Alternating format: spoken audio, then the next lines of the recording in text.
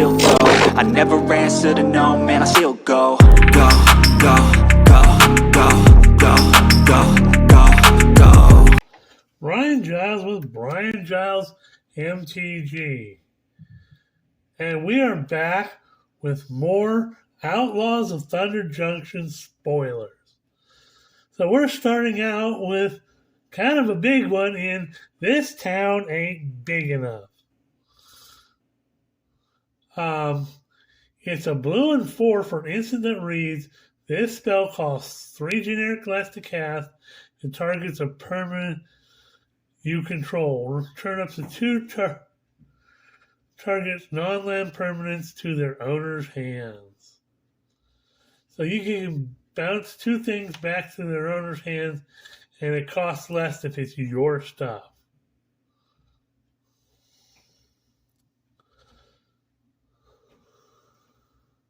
So, hoo-ha. Next up, we got another interesting legendary creature in Lila Undefeated Slick Shot. So she's a blue and a red and 1 for a 3/3 legendary human rogue with prowess. And for those of you that don't know, prowess is whenever you cast a non-creature spell, this creature gets +1/+1 till end of turn. And she has, whenever you cast a multicolored instant or sorcery spell from your hand, exile that spell instead of putting it into the graveyard as it resolves. If you do, it becomes plotted. So you get that spell copied, and you can use it on a future turn. Hoo-ha! That's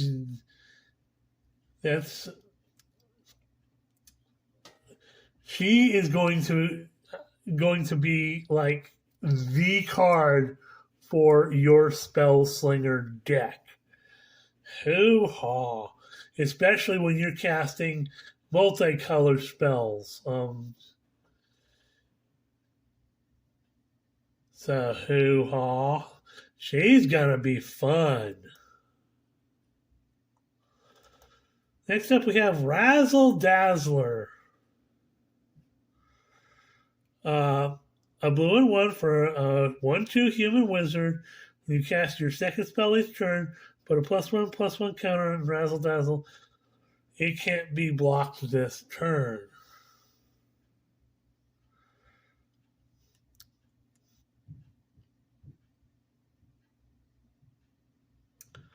So, more unblockable stuff. So, hoo-ha. Then we have Bridled Bighorn, another mount creature. So for a white and 3, you get a 3/4 sheep mount with vigilance. Whenever Bridled Bighorn attacks while saddled, create a 1/1 white sheep creature token. Saddle it for 2. That's not bad. You get a 3/4 vigilance for 4. And if you saddle it, it's you get a white sheep token. So hoo-ha. Then we have a Demonic Ruckus. So a red and 1 for an enchantment aura, enchant creature. Enchanted creature gets +1/+1, has menace and trample. Whenever Demonic Ruckus is put into a graveyard from the battlefield, draw a card, and you can plot it for a single red. Hoo-ha! That's some serious value there. I mean, for 2 mana, your creature gets +1/+1, has menace and trample. Aside from that, you get, if they get rid of this enchantment, you get a card draw, and you can plot it for 1 less. So you can put this down on your first turn, and then cast it later on something that you want to have it on. Hoo-ha!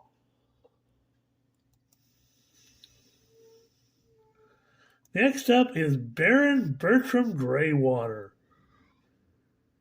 A white, a black, and 2 for a 3/4 vampire noble. Whenever one or more tokens enter the battlefield under your control, create a 1/1 black vampire rogue creature token with lifelink. This ability triggers only once each turn. And pay a black and 1 and sacrifice another creature artifact and draw a card. He's really useful. I mean, in your vampire deck, he can do lots of things. You get the tokens that enter the battlefield, and he creates, a vampire with a 1/1 vampire with lifelink, and you can sack, another creature and get some card draw. So he's serious value. I like that. Next up, we have Karavik the Punisher. No, normally Karavik is like the creature nobody really wants to play with. But this Karavik isn't so bad. He's 2 black and 1 for a 3/3 legendary human warlock. Whenever you commit a crime, exile up to 1 target black card from your graveyard and copy it. You may cast a copy. If you do, you lose 2 life.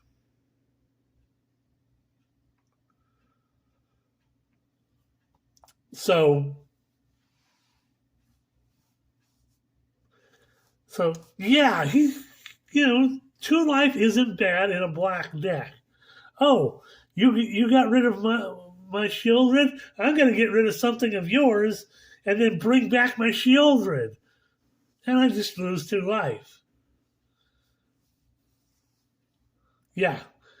This Karavik isn't really bad. He's really useful. I'm not unhappy with this card. Next up, we have another really super powerful companion card in Rakdos Joins Up. Yeah, sure, it's a beefy black, red, and 3 for a legendary enchantment, but look what you get. When Rakdos Joins Up, enters the battlefield, return target creature card from your graveyard to the battlefield with an additional 2 additional +1/+1 counters on it. Hoo-ha! Whenever a legendary creature you control dies, Rakdos Joins Up deals damage equal to that creature's power to target opponent. Youch! Let's just think twice about getting rid of Inferno of the Starmounts.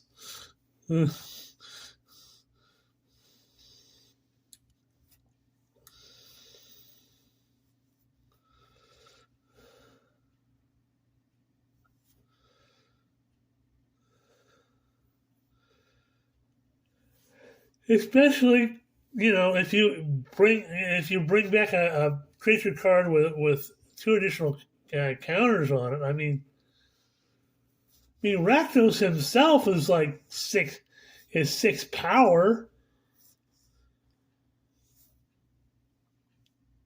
So if you return Rakdos from the graveyard to the battlefield, and the black red is has that sacrifice creature theme to it, so you can sack creatures and bring them back bigger and badder than ever before. And if they try to get rid of them again, you're just dealing more damage to your opponent. Hoo-ha! Next up, we have Prairie Dog. Squirrel. So it's a white and 1 for a 2/2 squirrel, because they're of the same family of rodents. So he's a white and 1 for a 2/2 squirrel with lifelink. Beginning your end step, if you haven't cast a spell from your hand this turn, put a +1/+1 counter on Prairie Dog. So he really cares about, casting plotted spells. And for a white and 4, till end of turn, if you put one or more +1/+1 counters on a creature you control, put that many +1/+1/+1 counters on it instead. So you can pay 5 to get an extra +1/+1 counter on stuff.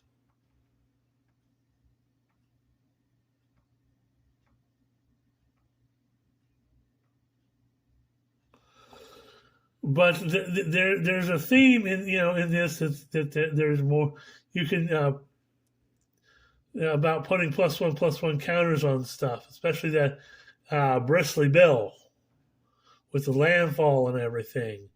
So he could be kind of useful.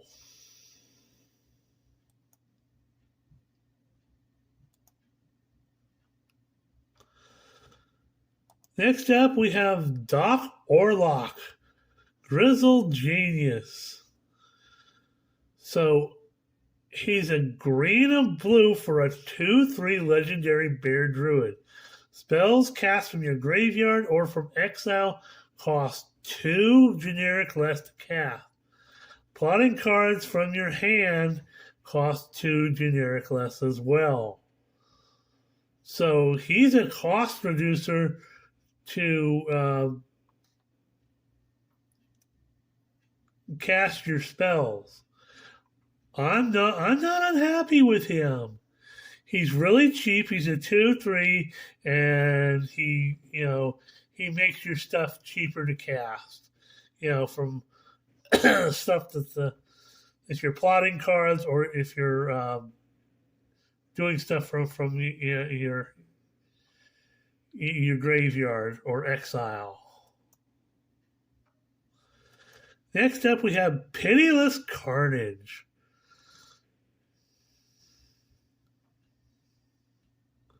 So, a black and 3 for a sorcery that reads, sacrifice any number of permanents you control and draw that many cards. You can plot it for 2 black and 1.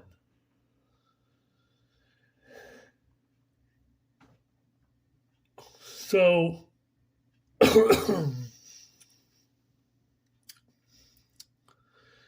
you can sacrifice a bunch of permanents, like maybe tokens or whatever, and have card draw. So it's kind of a typical black thing. Next up, we have a weird card in Caustic Bronco. A black and 1 for a 2/2 Snake Horse Mount. Whenever Caustic Bronco attacks, reveal the top card of your library. Put it into your hand. You lose life equal to that card's mana value. If Caustic Bronco isn't saddled, you lose life equal to that card's mana value if Caustic Bronco isn't saddled. Otherwise, each opponent loses that much life. So if he's saddled, you can put the top card of your library into your hand.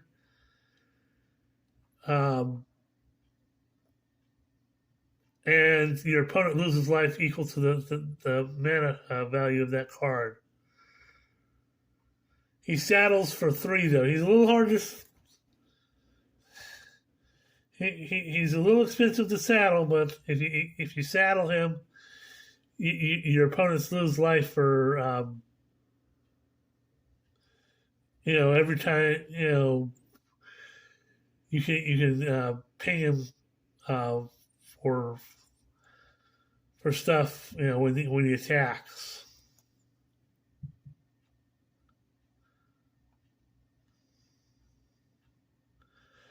Next up, we have a super powerful legendary horse mount. Now this is Calamity, Galloping Inferno. So he's kind of a beefy 2 red and 4 for a 4/6 legendary horse mount. He has haste, but look what he does. Whenever Calamity Galloping Inferno attacks while saddled, choose a non-legendary creature that's saddled at this turn. Create a tapped and an attacking token that's a copy of it. Sacrifice that token at the beginning of the next end step. Repeat this process once. So, if you use a non-legendary creature and you can saddle it for 1, to saddle this,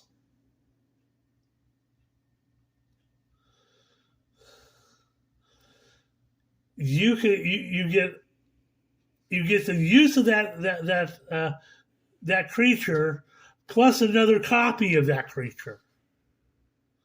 So you get 2 copies of the creature that are tapped and attacking.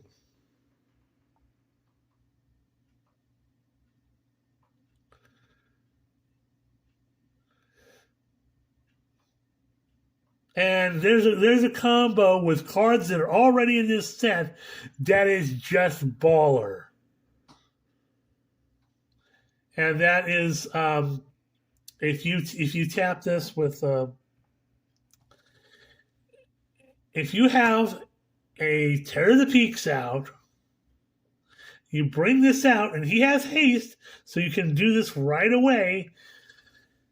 Your opponent, you can ping something for 4 just off of Calamity coming into the battlefield, and then you use your Terror of the Peaks to saddle the horse. I know it sounds really weird, but use your Terror of the Peaks to saddle the horse. You get a token copy of Terror of the Peaks, which your Terror of the Peaks fires off. That fires off another 5, so that's 9 in total. And then you repeat the process, bringing in another Terror of the Peaks, which fires off both of them, which is another 10. So this is almost in itself a game ender. Plus there you've got 14 coming at you. This could be a game-ending combo. And with all of the mana fixing we've been seeing lately, this is going to be an interesting set. This is a powerful, powerful, powerful card.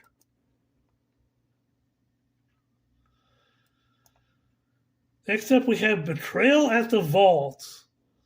So 2 green and 4 for a instant leads. Target creature you control deals damage equal to its power to each of 2 other target creatures. So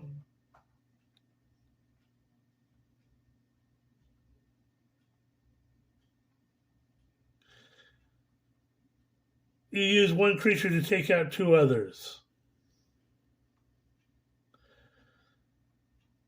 It's kind of pricey. I don't know how much play it'll see.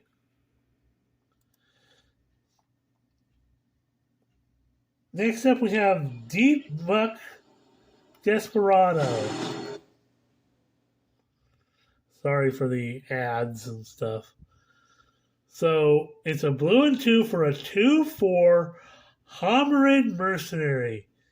Now, as you can see, it is a hominid, which is a lobster person. Whenever you commit a crime, each opponent mills 3 cards. Its ability triggers only once each turn. So he's another mill guy, because crabs and sea folk are all about the mill and stuff. So you target somebody to mill something, and they mill more. So this is a little addition to your mill deck. it's a little bit bigger than some of your, like your ruined crab and everything.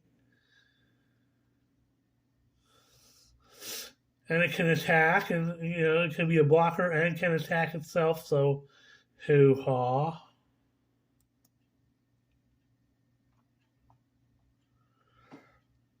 So I'm going to end it there, and we'll see you on the next video.